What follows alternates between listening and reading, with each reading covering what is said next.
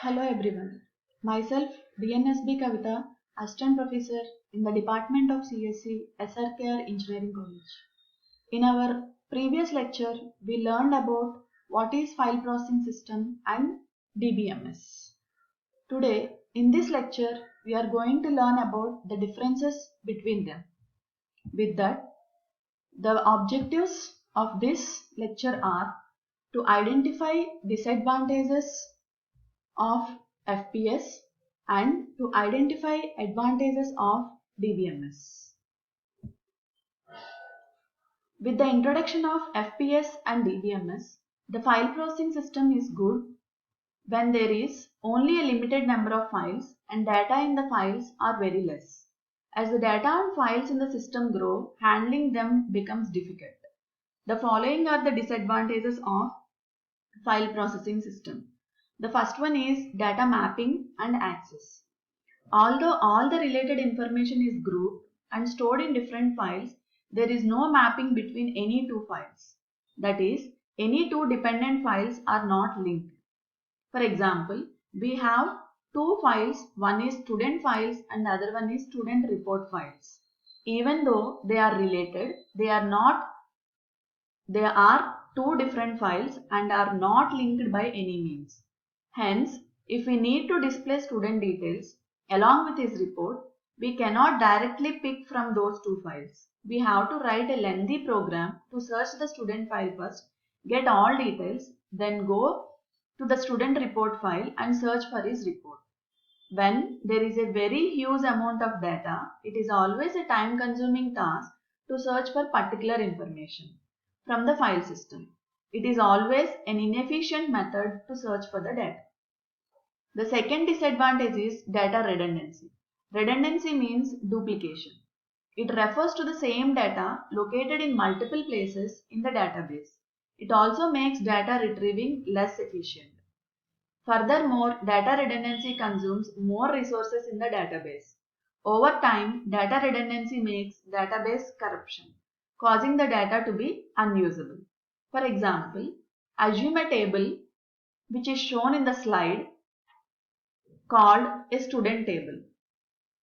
Here, the student 1 and 2 are learning from teacher P and student 3 and 4 are learning from teacher Q. The teacher ID and the teacher name is getting repeated twice, which is redundancy. The third disadvantage is data inconsistency.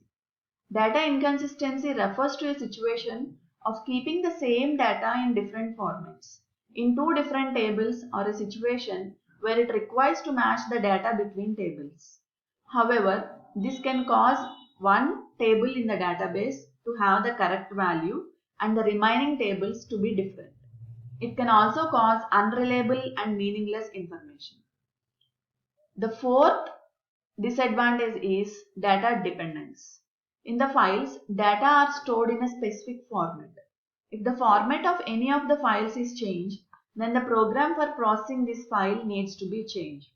But there would be many programs dependent on this file. We need to know in advance all the programs which are using this file and change in the entire place. Missing to change in any one place will fail the whole application. The fifth disadvantage is data isolation. Imagine we have to generate a single report of a student who is studying in a particular class. His study report, his library, book details and hostel information. All these information are stored in different files. So, how do we get all these details in one report? Now we have to write a program. But before writing the program, the programmer should find out which all files have the information needed, what is the format of each file, how to search for data in each file, etc. Once all this analysis is done, he writes a program. If there are 2 to 3 files involved, programming would be a bit simple. Imagine if there is a lot many files involved in it. It would require a lot of effort from the programmer since all the data are isolated from each other in different files. Programming becomes difficult. The next disadvantage is security. That means it provides low protection to the files which are stored. Each file can be a password protected. But what if you have to give access to only few records in the file?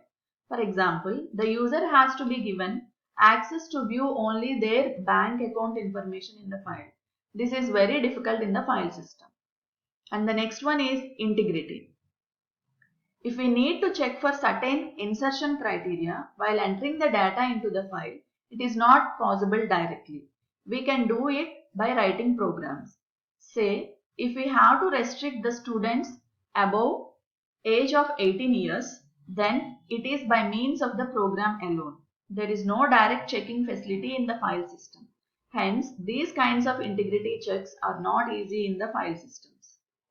And the next disadvantage is atomicity. If there is any failure in insert, update or delete in the file system, there is no mechanism to switch back to the previous state. That means going back to the proper state. Atomicity means either all or nothing. That is, it must successfully get completed or come back to the previous state. This atomicity is not there in FPS. Next, disadvantage is concurrent access. Accessing the same data from the same file is called concurrent access. In the file system, concurrent access leads to incorrect data. For example, a student wants to borrow a book from the library. He searches for the book in the library file and sees that only one copy is available. At the same time, another student also wants to borrow the same book and checks that one copy is available. The first student opts for borrow and gets the book. But if it is still not updated to 0 copy in the file, and the second student also opts for borrow, but there are no books available. This is the problem for concurrent access of the file system.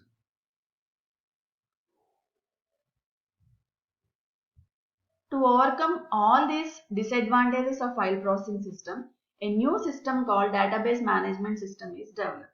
The advantages of DBMS are: the first one is improved data sharing.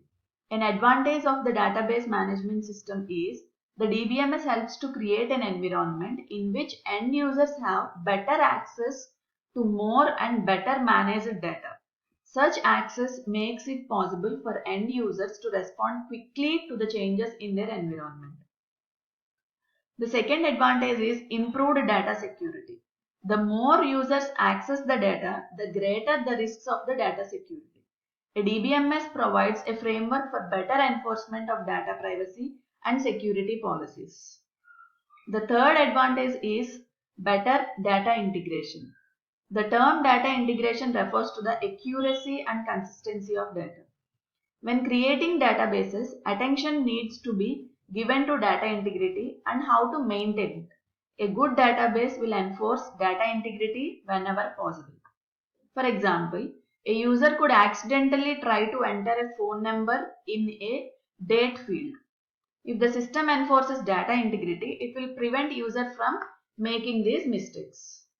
The fourth advantage is minimized data redundancy. The table we discussed in the data redundancy and inconsistency in FPS can now be divided into two tables: new student table and the teacher table as given in the figure. This reduces the redundancy. We can see now the teacher ID and teacher name is no longer repeated. Data independence and consistency is the next advantage.